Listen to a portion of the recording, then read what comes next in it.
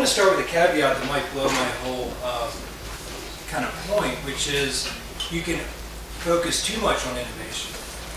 And we have a saying in my organization, you can innovate your way out of business. When you start, everything that's new is good versus promoting best practices that need to be scaled. So if you only focus on trying to be innovative, it's pretty easy to surround yourself just with risk takers and cliff jumpers and not bean counters. So you can end up in jail with a broke business versus scaling good things. So I wanted to share a few thoughts on how to create an environment in your church, organization, your business where innovation is a natural way that you work with all that array of talent and skill you have. You're going to have real conservative people, more naturally innovative people, but how do you bring out the best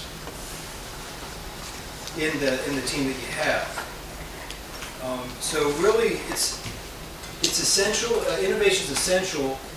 It's not as hard as it might sound, and it's really about creating a culture around some achievable behaviors and commitments. And I'm going to try to outline a few of those things for you, because on one scale, you can talk about innovation to where the message is just go do whatever you want to do. Create solutions, go nuts. And my job is to kind of steward 3,000 people in 26 countries. So if I'm like, hey, just go nuts, like just figure it out on the fly, it can get really chaotic.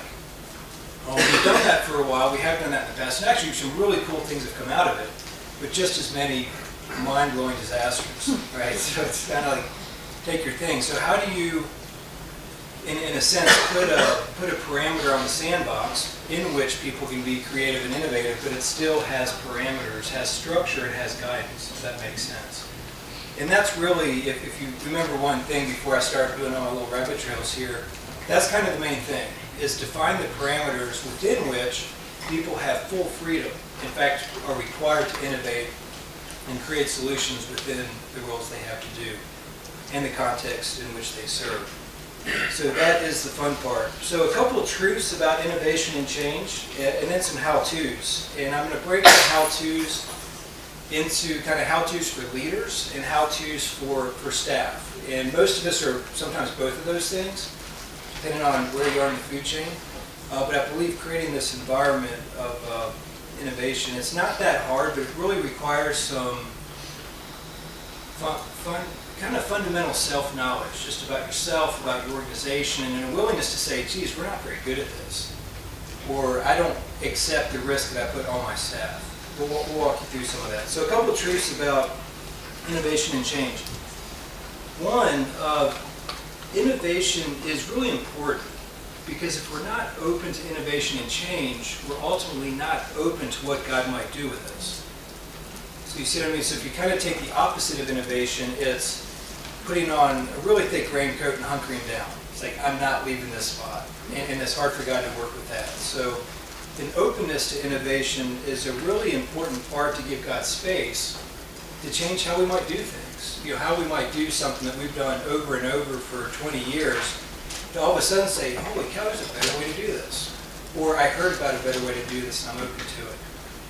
So one, it's important for that reason. It gives God space. It leaves the rest of the story unwritten.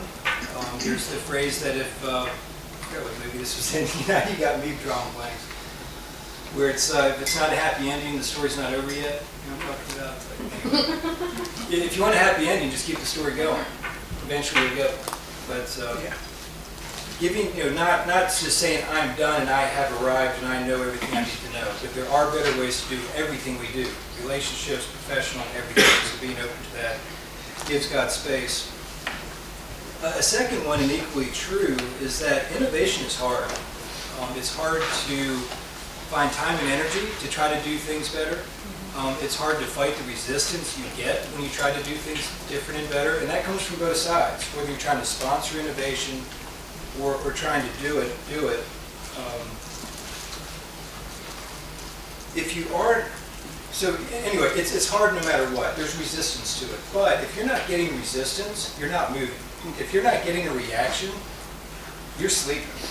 Whether it's a good or bad thing. And I've always held that if I don't have people coming to my organization and leaving my organization based on where we're going, I haven't been clear. And that's just it. And there's a temptation to kind of be safe and kind of try to reaffirm everybody, but then you end up in this kind of really amorphic spot where you're not moving. So don't be afraid about people leaving. Don't be afraid about people being upset with your direction. Don't ignore that stuff either. And I've heard a lot of people say, well, this is just spiritual warfare. I'm like, no, that's a dumb idea, and people are resisting it. So there is a time to listen to that resistance. I'm not saying ignore it and just storm on, but don't make decisions based on, don't poll constantly to figure out how popular it is. So if you're not getting resistance, you're not moving. So innovation and change is important to give God space. It's also hard.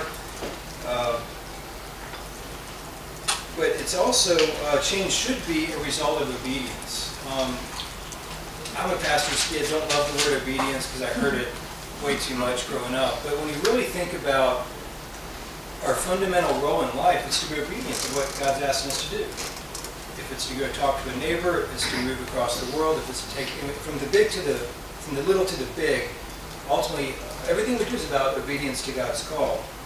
And change and innovation should be in response to that. I believe God can prompt thinking on how to improve a program. I believe God can prompt a process to improve how we do ministry. So it should be a response not just to a failure. When you talk about triggers for change, failure is a big trigger for change, and it's a good one actually. If you don't do that, there's something about the definition of what's insane that can keep repeating the same mistake.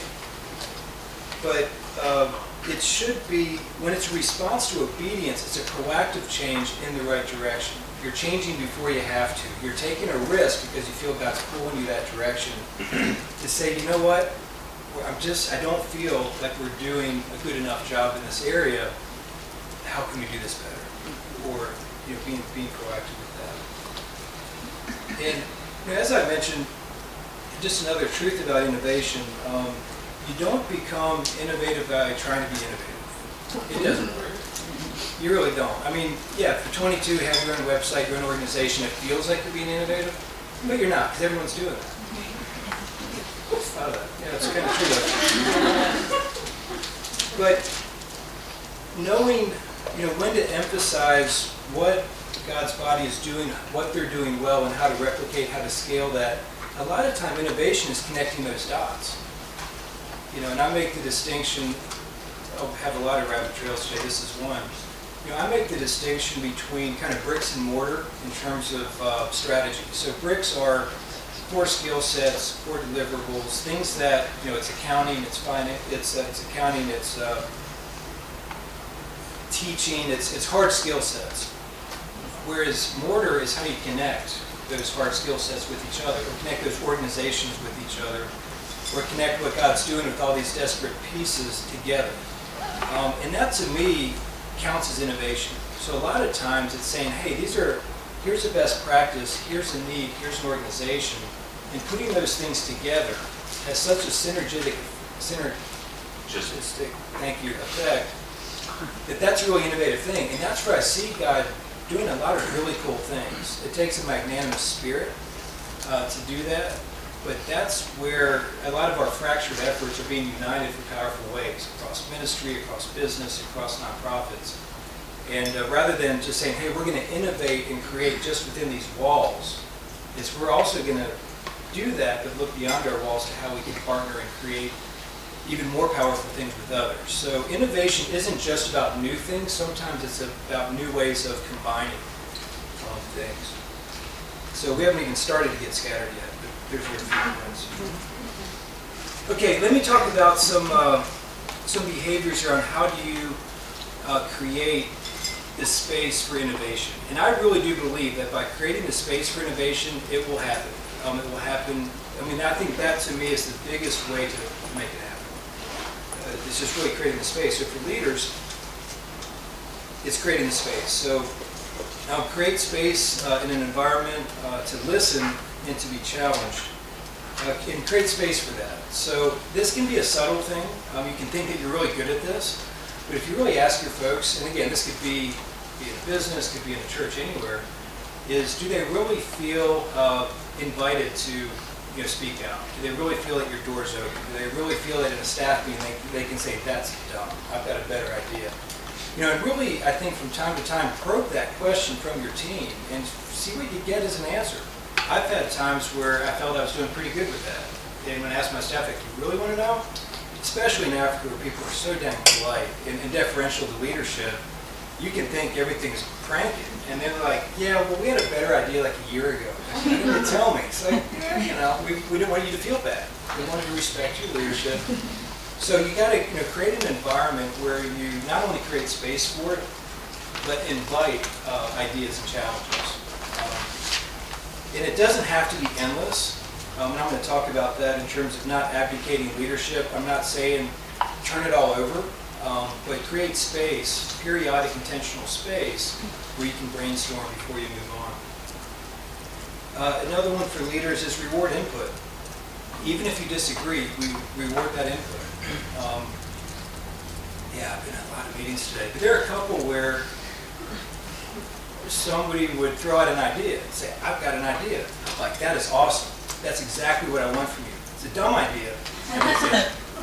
We're not going to do that idea, but keep them coming, right? So it's rewarding the effort people make, because it takes a lot of effort to take the time out of your daily work to put the idea together and then bring it to the table. There's a vulnerability in that. So create the space and reward the input. And not be defensive. And that can be hard to do. Sometimes you got to take a deep breath. They might not see the full picture. That's okay.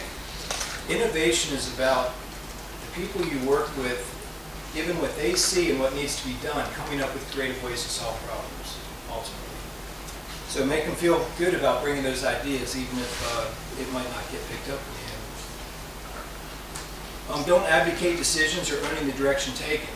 One big mistake that can kill innovation or kill that part of the culture is if you talk a lot about it and you invite ideas, but then you don't own the result. So if it fails, you got to say, that was my bad, right? Because if you don't do that, who's going to bring up ideas, right? So if it works, you take credit. If it fails, you're like, yeah, that was Jim's idea. You can't do that. If things, and this is just a primary leadership thing, if things work, you don't get credit for it. If it goes wrong, it's your fault. That's always the case. That's always the way to work. If you work that way, you're going to have loyal people who really just want to be part of what you're doing, and they're going to take risks. You got to control that, because again, you got to say, well, geez, if this doesn't work, I'm out of a job. So let's work that out. So innovation entails failure. If you're going to try new things, you're going to fail. The statistics on that are pretty high. But create an environment where you can take risks and not get hammered for it, and you'll find people trying stuff out and saying, hey, you know what, I'm working in this part of the ministry or this part of the organization. I've got an idea of how to do this better. And 1 out of 5 times it's going to be a game changer. It's going to be a really good thing. So that's just some of the things for leadership. For staff, there's a phrase I've used for a long time, which is advise up and lead down. And I make this requirement for people on my team. So advise up is, if you have an idea or you see something that needs to be flagged, say it. And if you don't say it, you can't be on the team. Because if you're seeing things that need to be flagged for leadership, you have a responsibility to bring it up and say, hey, there's a concern over here, or there's a better way to do this, or I have an idea. That's advising up. So saying, taking responsibility to own that and pass it up the chain. If you can't do that, you might be in the situation yourself, wherever you are. That's a red flag about should you be where you are. So if you feel like, one, they don't listen. I've tried this before and they're not even going to hear me. Or it's too risky. Those are red flags to say, maybe I'm not in the right spot anymore. If you don't feel comfortable doing that. But advise up. Taking that risk is almost always worth it, because I really do feel like God will use us if we step out, take some chances, try some new ideas out, and push those up the chain. And lead down is recognizing that you don't own the final decision. So, we all have bosses. I have a board of directors, and sometimes they don't like my ideas. And they'll be like, hey, thanks for the input. We're not doing that. I have to recognize that I don't make that call, they do. So it's my job to then lead down. So I've said my piece, we've talked about it, they've heard me, they've made a decision, my job is to then go execute it, and execute it with a smile, because that's their job to give me direction. So advising up and leading down is, to me, a big part of how we keep an innovative spirit within our individual roles. Thinking, if we can do that, we're going to be finding solutions. So again, that's just about this environment, creating an enabling environment for innovation. Out of that comes all kinds of cool technical, actual innovative products from that. So again, if you don't or can't do either of those two things, I've always used that as a kind of career counseling step to say, you're not in the right spot. If you can't accept the decisions kind of handed to you and you have to execute, if you can't agree to do that, do everybody a favor and get out. Because if you can't, if you're in a position where you say, hey, I've got an idea, and your boss says, no, we're not going to do it, and you just so disagree. You're like, hey, we're going to do B, not A. And you go back to your team and it's like, yeah, you know what, the idiot thinks we ought to do B, not A. We just got to do it. Get out. It's not, that's just time to move on. And leaving and going is a much smaller thing, I believe, than we think it is. And I can tell you, I struggle with that stuff. Because it's always hard to know when to move on from things. But it's not ever as big a deal as we usually think it is. And as my boss always reminds me, we're all replaceable. It's not always good when your boss says that a lot either. So, just wrapping up, and these are just, I realize, kind of all over the place, but faith is confidence in what we can't see. And really be leaders who lead with faith, who lead not fearing the unknown, but creating an environment where the unknown can be sought out. Creating an environment where it's kind of scary sometimes to step out and say, well, what if we did this different? That's a scary question for leaders. Believe it or not, it seems really natural, but if you open the door to how you do church, to how you run an organization, to how you do community development, you're asking for a whole mess of ideas. So it's risky to do that, but it's absolutely essential at the right time frames to do that. I'm not a big believer in changing strategy all the time. I think that gives people whiplash. But how you execute strategy in different contexts, that there's so much room for creativity within that. So create an environment where we can lean into the future with anticipation and an open mind to what could be. And ultimately, whether it's your business or your church or an organization, the work we do is too important not to take risks. I guess the last thing I will say is an observation I've had about a number of nonprofits and ministries is that, if anything, we have a gravity towards stagnation because we want to play it safe sometimes.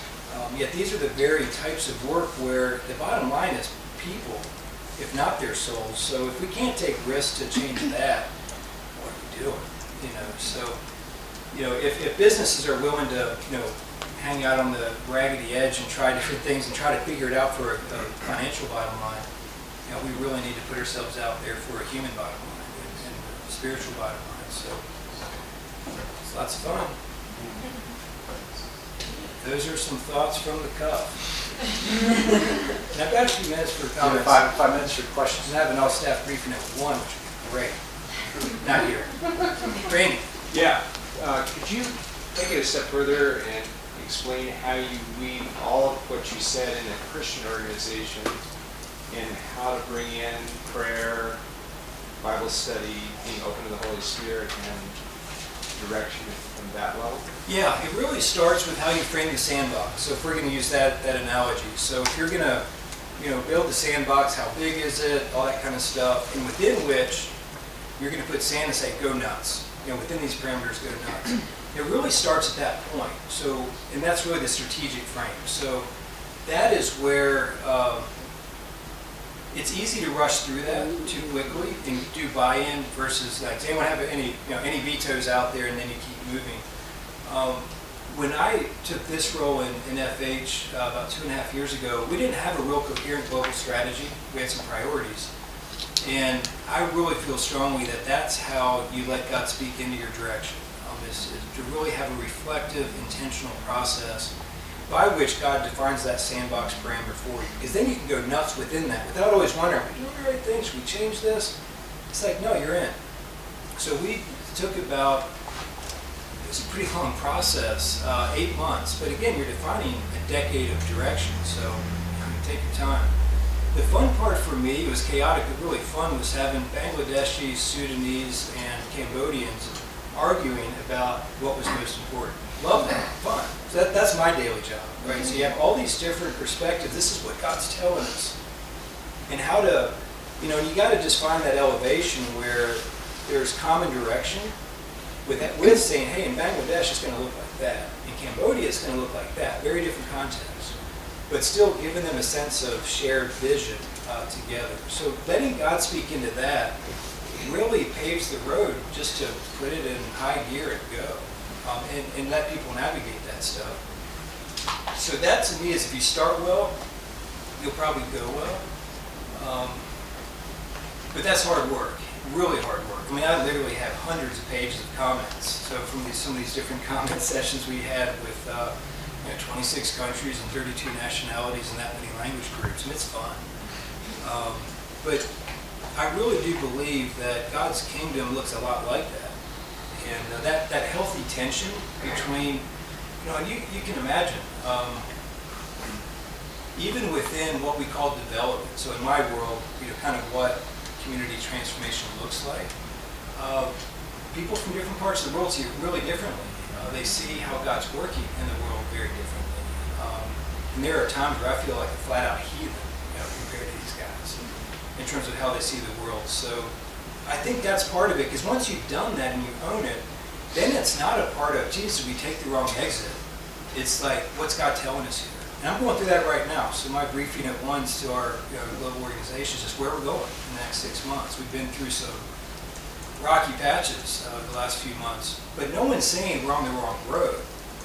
Like, what do we need to do? So our pace has slowed down, but the direction's not been challenged. It's like, this is interesting. Maybe we're supposed to dial in a little bit more on a few things. So that's one answer, Randy. But I think personally and corporately, though, throughout all of this, there has to be just consistent disciplines, of prayer. And I'll take it further. I mean, for leaders, there's disciplines of exercise, community, spiritual disciplines. And I can tell you, when it's sunny out, things are going well, buckle down on those things. So that when it's just an absolute crap load of stuff going on, it's almost muscle memory. And that's where I am right now, I'll be real honest. Just 6 weeks of just like muscle memory of some of these disciplines, because you don't feel it. There's some times where it's just brutal. But that's where God kind of says, great, you're ready for this. And I wish it didn't have to happen that way. Because when you're feeling really fit, you're like, oh man, God's going to whoop me because I'm ready. Or he's going to put me through something that's going to really be hard. But I think when you do that, I'll tell you, despite a really challenging stretch, I'm more encouraged about an organization than I've ever been. Just the resiliency that they've shown, the common sense of direction that I'm hearing from all over. I mean, we had our Bolivian senior leadership team went on a 5-day prayer and fasting. Just like, we're in. Are you kidding me? Because Cambodia was having some struggles. They're like, we're in. We're with them. So, God stretches us, and that's unfortunate. I wish we could learn easier. That's how we grow. So building those disciplines. Yeah. When you talk about advising up and leading down, how do you lead down? Like the example you gave of you went to your superiors and you're like, oh, my idiot boss wants to do B and I think A is better.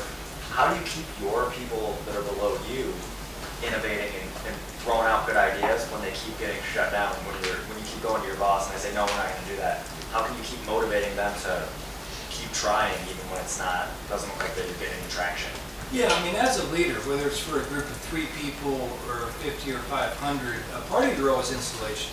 And I really do believe that. At least if you have a dysfunctional kind of senior leadership, is providing installation, which means half of you gets roasted, right? Because you're kind of protecting them and giving them space to run hard and standing by their work. So some of that, this is a nuanced point that could get misinterpreted with what I said, because you don't want to be blocking senior leaders from doing their job. But if there is a dysfunctional thing, I think one, you better start the timer for when to pull the cord and jump out the plane. If that's a kind of constant thing, you're not in the right place. That's not where you want to be. But in the medium term, providing insulation for your guys and giving them as much space as you can to let them do their thing well and do the right thing the right way. You might get fired for it, you'll certainly get pressure for it, but doing things like that in the short term is how I answer that. And I've had to do that in some cases. In my case, it worked out well. In other cases, it doesn't. You just get completely chewed up. But, you know, I'll say this too. I mean, leadership can be seen from the outside as kind of a really cool thing, like, wow, that's a lot of authority and power. It's not. It's about service and just getting your tail kicked on a regular occasion because your job is to serve and create space for other people. And that's what it is. And if you can get your head around that, it's a lot of fun in this way. But it's not about what you get to tell people to do. It's about, you know, protecting them and enabling them to be creative. And if they make mistakes, it's your fault. And if it succeeds, they get the gold star.